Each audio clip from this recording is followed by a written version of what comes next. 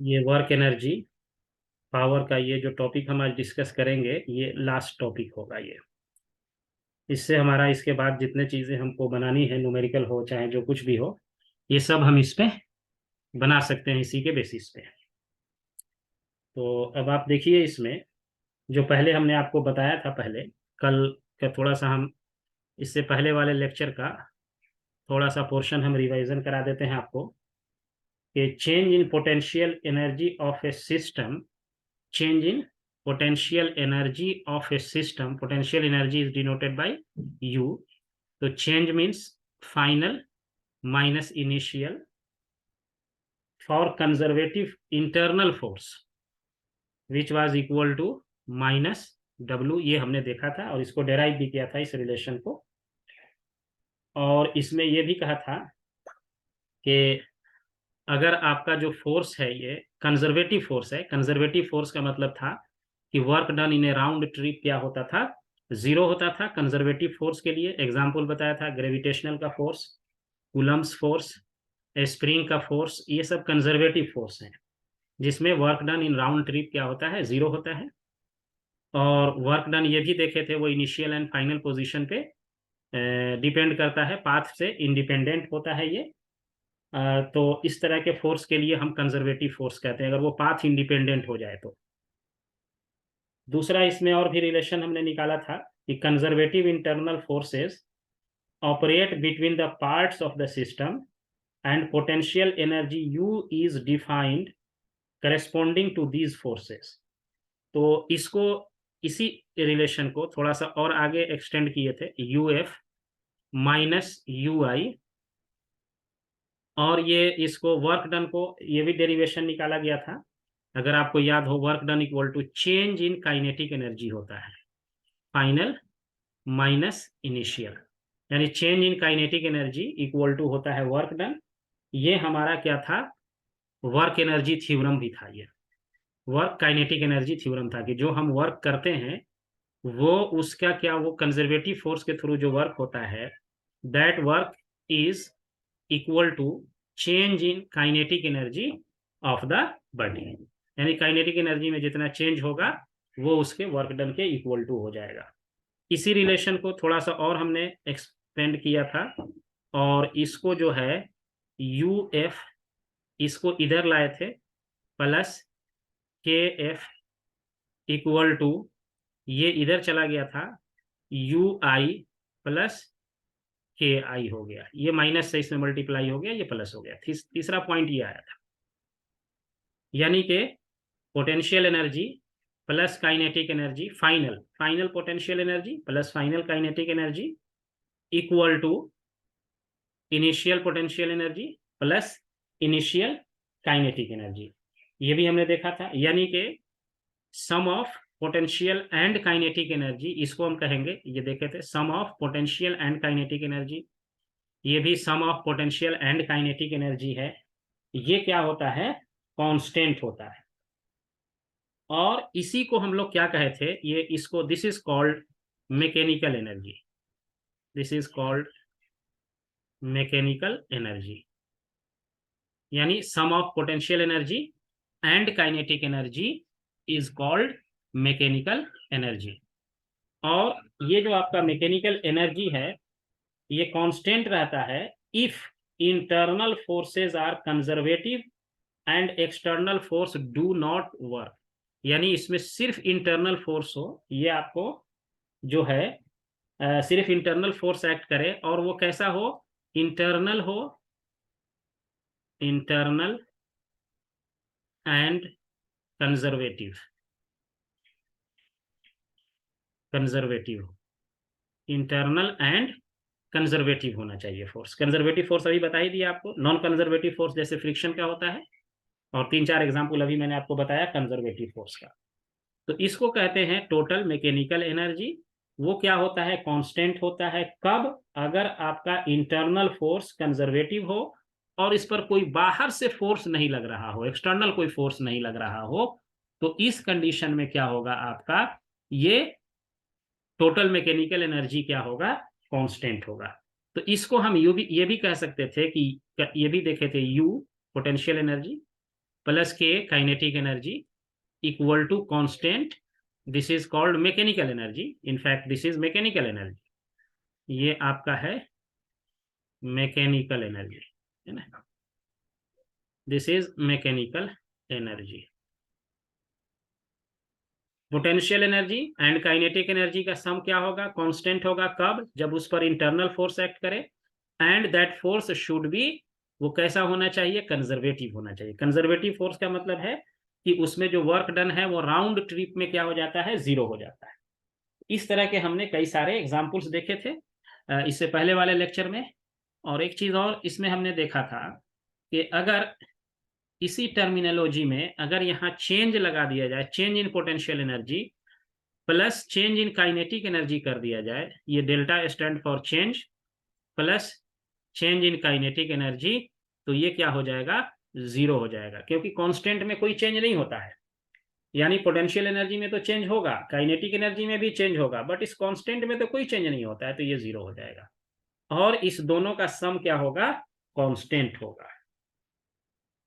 अब ये जो है the total mechanical energy is not constant if non conservative force act. अगर यही वाला जो पोर्शन है, ये नेक्स्ट पॉइंट है, पॉइंट नंबर 4, कि U प्लस के potential energy plus kinetic energy will not be constant. कब कांस्टेंट नहीं होगा, ये उस समय कांस्टेंट नहीं होगा जब इस पे क्या एक्ट कर रहा हो, नॉन कंजर्वेटिव फोर्स एक्ट कर रहा हो, नॉन कंजर्वेटिव फोर्स एक्ट कर रहा हो। जब इस पे नॉन कंजर्वेटिव फोर्स एक्ट करेगा, कौन सा है non conservative force, such as friction. अगर फ्रिक्शन एक्ट करेगा इसके बीच, तो इस दोनों का सम जो है, ये दोनों का जो सम कह रहे हैं पोटेंशियल प्लस काइनेटिक, ये आपका कांस्टेंट नहीं होगा, इस दोनों का सम। ये ध्यान रखने वाली बात है। अब 5th पॉइंट देखिए, if non conservative force operate with in the system. अब ऐसा भी तो हो सकता है कि आपको वहां नॉन कंजर्वेटिव फोर्स एक्ट करे, नॉन कंजर्वेटिव एक्ट करे प्लस कंजर्वेटिव भी एक्ट करे, कंजर्वेटिव भी एक्ट करे प्लस एक्सटर्नल फोर्स भी एक्ट करे। अब तीनों हो जाए, मान लीजिए एक्सटर्नल फोर्स भी एक्ट करे किसी एक सिस्टम पे, ये तीनों हो जाए, कंजर्वेटिव हो, नॉन कंजर्वेटिव हो और एक्सटर्नल फोर्स भी ऑपरेट करता है, द मैकेनिकल एनर्जी चेंजेस। अब मैकेनिकल एनर्जी में जो चेंज होगा, मैकेनिकल एनर्जी मतलब पोटेंशियल एंड काइनेटिक एनर्जी का सम, तो जो मैकेनिकल एनर्जी में जो चेंज होगा, चेंज इन मैकेनिकल एनर्जी, तो इस कंडीशन में मैकेनिकल एनर्जी कितना होगा, जैसे अभी कहा गया कि अगर आपको नॉन कंजर्वेटिव फोर्स जो कि यहां दिख रहा है पोटेंशियल प्लस काइनेटिक जो है नॉन कंजर्वेटिव लगा, तो ये कांस्टेंट नहीं हुआ, तो मैकेनिकल एनर्जी आपका क्या है, कांस्टेंट नहीं है। अब आप समझिए कि अगर ये सब एक्ट कर रहा है इस सिस्टम पे, then what will be the value of change in mechanical energy, है ना। जब हमारा what will be the change in mechanical energy, when configuration changes, when configuration changes। Configuration change होने का क्या मतलब है, जैसे ये मान लीजिए एक यहाँ पे स्प्रिंग है, इसको एक ब्लॉक यहाँ लगा दिया हुआ है, ये एक एंड यहाँ पे इसका बंधा हुआ है टाइटली, दूसरा एंड जो है ये यहाँ पे है, ये सरफेस अगर मान लीजिए यहाँ पे फ्रिक्शन भी हो, ये फ्रिक्शन है, फ्रिक्शन वाला सरफेस भी है। फ्रिक्शन का मैंने बताया था, जब तक आप इस पर कोई एक्सटर्नल फोर्स नहीं लगाते हैं तो ये स्टैटिक फ्रिक्शन का वैल्यू क्या होता है, जीरो होता है, कोई फ्रिक्शन नहीं होता है। फ्रिक्शन तभी होता है जब आप इस पे फोर्स लगाएंगे, ऐसे मान लिया, तो ये फ्रिक्शन का फोर्स इस पे लगा देगा, इधर अपोजिशन का फोर्स लगेगा। अगर ये फोर्स ही नहीं है तो ये भी जीरो हो जाएगा। ये हमने फ्रिक्शन वाले चैप्टर में डिस्कस किया हुआ था। अब मान लीजिए कि यहाँ फ्रिक्शन है, इस पे मैंने ये एक्सटर्नल फोर्स भी लगाया, इस स्प्रिंग का अपना इंटरनल फोर्स भी है यहाँ पे, तो स्प्रिंग के थ्रू जो फोर्स होता है वो कंजर्वेटिव है, ये एक्सटर्नल फोर्स है, ये नॉन कंजर्वेटिव फोर्स है।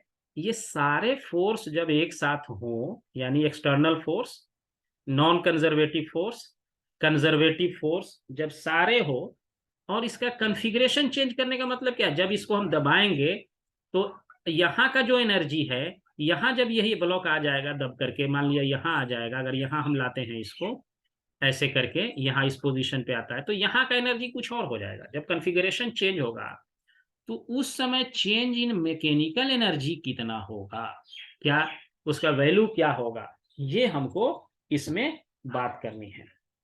अब हम जानते हैं कि वर्क एनर्जी थ्योरम से work done by all the forces equals to the, यही हमारा वर्क काइनेटिक एनर्जी थ्योरम है। ये लास्ट पॉइंट है, इसका 6 पॉइंट है। 6 point is very important point. ये है आपका के work energy theorem, work energy theorem जो है ये कहता है, ये कहता है the work done by all the forces, the work done by all the forces, all the forces का क्या मतलब हुआ, external, internal, conservative, non conservative, सारे, all the forces equals change in kinetic energy, change in kinetic energy. ये बड़ा ध्यान रखिएगा इस बात को। सारे फोर्स के थ्रू जो वर्क डन होता है, चाहे वो फोर्स कंजर्वेटिव हो या नॉन कंजर्वेटिव हो, लेकिन जो वर्क डन होगा सारे फोर्स के थ्रू वो इक्वल होगा चेंज इन काइनेटिक एनर्जी के। अब देखिए कितने तरह का फोर्स मैंने लिखा इसमें, work done by conservative force, conservative force के through, plus work done by non conservative force NC, plus work done by external force. ये इतने तरह के फोर्स है, ये सब इक्वल होगा चेंज इन काइनेटिक एनर्जी। यही एक लॉ है जिसको आपको बहुत इजी वे में आप इसको रिमेंबर कर सकते हैं। कैसे कि work done by all the forces means conservative, non conservative and external. हमने अभी जो लिखा था, चाहे अब मान लो नॉन कंजर्वेटिव ये नहीं हो, मान लो ये 0 हो जाए, तो हम क्या कह सकते हैं, work done by conservative plus work done by external equal to change in kinetic energy, ये भी हो जाएगा। अब कोई कहे कि नहीं ये भी 0 है, एक्सटर्नल फोर्स नहीं लगा रहे हैं, तो work done by conservative force भी क्या हो जाएगा, चेंज इन काइनेटिक एनर्जी, ये हो जाएगा। तो ये वाला जो लाइन है, this line you should keep in your mind, the work done by all the forces, that includes conservative, non-conservative, external, which is equal to change in kinetic energy.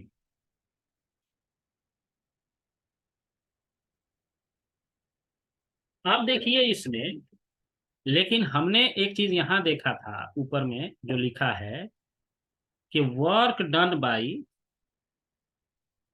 Conservative force जो हमारा होता है, work done by conservative force, देखिए ये जो है, ये जो हम लिखे हैं यहाँ पे, ये जो वर्क डन है, ये change in potential energy is equal to work done, negative of work done, and this work done is by conservative force, तभी ये इसके चेंज के इक्वल होगा। कंजर्वेटिव फोर्स ने अगर वर्क किया है सिर्फ, तो change in final potential energy minus change in initial potential energy is equal to negative of work done. और कंजर्वेटिव फोर्स सिर्फ है, तभी भी अभी मैंने यहां लिखा है आपको, जब सिर्फ कंजर्वेटिव फोर्स है दोनों नहीं भी है तो देखिए ये जनरलाइज है यहाँ पे। जब आपके पास सिर्फ कंजर्वेटिव फोर्स है, वर्क डन है कंजर्वेटिव फोर्स के थ्रू, तो के एफ माइनस के आई है। देखिए कंजर्वेटिव फोर्स अगर है, बाकी दोनों नहीं है तो यहाँ पे ऐसे लिखा हुआ है ये वाला लाइन, ये मैंने आपको ये वाला work done by conservative force final kinetic minus initial. अगर सिर्फ कंजर्वेटिव है तभी भी यही होगा, या अगर आपके पास कंजर्वेटिव हो, नॉन कंजर्वेटिव हो, प्लस एक्सटर्नल हो, तो उस केस में भी जो आपका वर्क डन होगा वो चेंज इन काइनेटिक एनर्जी के इक्वल होगा। ये ध्यान रखिए, ये सारे फोर्स के थ्रू जो वर्क होगा वो चेंज इन काइनेटिक एनर्जी के इक्वल होगा। पोटेंशियल एनर्जी में जो चेंज है वो negative of work done by conservative force है, और जब ये दोनों फोर्स यहां नहीं है तो कंजर्वेटिव फोर्स का वर्क डन के एफ माइनस के आई हो जाएगा, वही यहाँ पे लिखा हुआ है। ये सब मैंने इससे पिछले वाले लेक्चर में मैंने डिस्कस किया हुआ था। अब थोड़ा सा इस फ्रिक्शन के फोर्स का क्या इफेक्ट पड़ेगा इसको देखते हैं। अब आप आ जाइए, ये तो मैंने स्पेशल बात करी। अब ये मान लीजिए ये भी रहता, ये भी सब है यहाँ पे, तो क्या होगा सीन। यहां से देखिए, अब कंजर्वेटिव फोर्स के जगह पे आप क्या लिखेंगे, डब्ल्यू सी। अभी डब्ल्यू सी ऊपर उधर लिखे थे, U F minus U I equal to negative of W C था, work done by conservative force. तो इसके वैल्यू हम यहाँ पुट कर देते हैं। अब मान लेते हैं ये दोनों भी एक्ट कर रहा है यहाँ पे, तो इस वैल्यू को जब आप पुट करेंगे डब्ल्यू सी के जगह पे, तो यहाँ क्या लिखेंगे, minus U F final potential energy minus U I initial potential energy plus W N C plus W external equal to K F minus K I. मैंने कुछ नहीं किया, सिर्फ डब्ल्यू सी का वैल्यू इसमें पुट कर दिया, जो कि डब्ल्यू सी आप देखिए आपके पास यहाँ पे है लिखा हुआ, यही है W C. W C equal to U F minus U I. अब माइनस यहाँ ले जाएंगे तो माइनस इधर आ जाएगा, ये मैंने आपको इसमें डाल दिया यहाँ पे। अब देखिए इसको थोड़ा सा और हम इसको एलेबोरेट करते हैं। Work done by non conservative force plus work done by external force which is equal to, इस सबको उठा के इधर ले आइए, इस दोनों के यहां से हम इधर ले जाना चाह रहे हैं।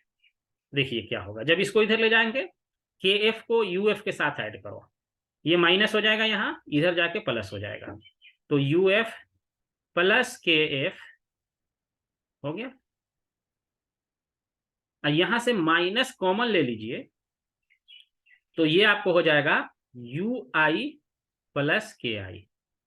ये देखिए हो जाएगा, इधर से जाएंगे तो ये प्लस है, यहाँ पे यू आई हो जाएगा, इधर जाके माइनस यू आई हो जाएगा, और माइनस दोनों में से कॉमन ले लिए, तो हमारे पास क्या हो गया, final potential energy plus final kinetic energy minus initial potential energy minus initial kinetic energy हो गया। अब इस दोनों के सम को, इसको जो है इसके सम को हम क्या कहते हैं, ध्यान से देखिए, potential energy plus kinetic energy, ये क्या होता है, टोटल मैकेनिकल एनर्जी, इसको ई से डिनोट करते हैं, this is called total mechanical energy. हमने कई बार लिखा है, इसको कहते हैं total mechanical energy, this is called total mechanical energy.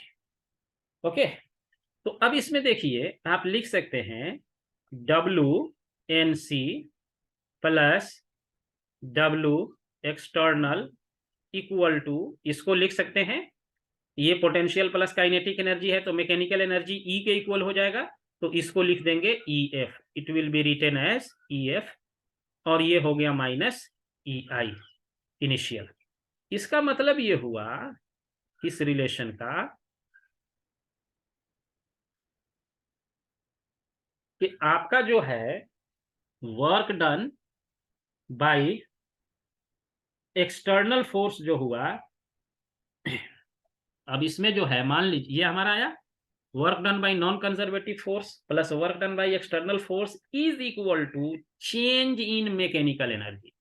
Mechanical energy means potential and kinetic energy का सम इसके चेंज के इक्वल होता है।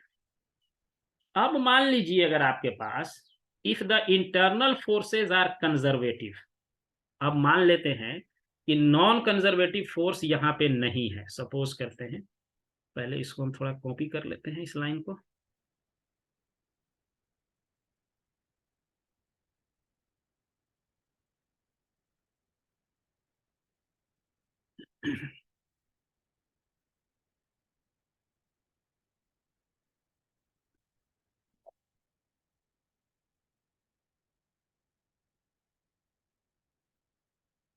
अब देखिए, अब अगर इसमें मान लिया जाए कि हमारे पास यहाँ पे सपोज करते हैं इसी रिलेशन को कि मान लेते हैं कि if the internal forces are conservative but external forces act on the system, suppose करते हैं if internal forces are conservative, ये जो फ्रिक्शन का फोर्स है ये इंटरनल फोर्स है, ये तो ये मान लेते हैं कि ये कंजर्वेटिव है। कंजर्वेटिव होने का क्या है, तो नॉन कंजर्वेटिव है, यहाँ कंजर्वेटिव कुछ, तो नॉन कंजर्वेटिव यहाँ पे क्या हो जाएगा, ये वाला पार्ट आपका जीरो हो जाएगा, यानी अगर कंजर्वेटिव है तो नॉन कंजर्वेटिव वाला नहीं है यहाँ पे। तो इस केस में और मान लेते हैं कि एक्सटर्नल फोर्स एक्ट कर रहा है, तो W एक्सटर्नल ये बच गया, work done by external force which is equal to final mechanical energy minus initial mechanical energy. ये दो, ये फाइनल कंक्लूजन हमारे पास ये निकल के आया, यानी कि द वर्क डन बाय, इस लाइन को हम ऐसे लिख सकते हैं, this statement can be written as work done by the external force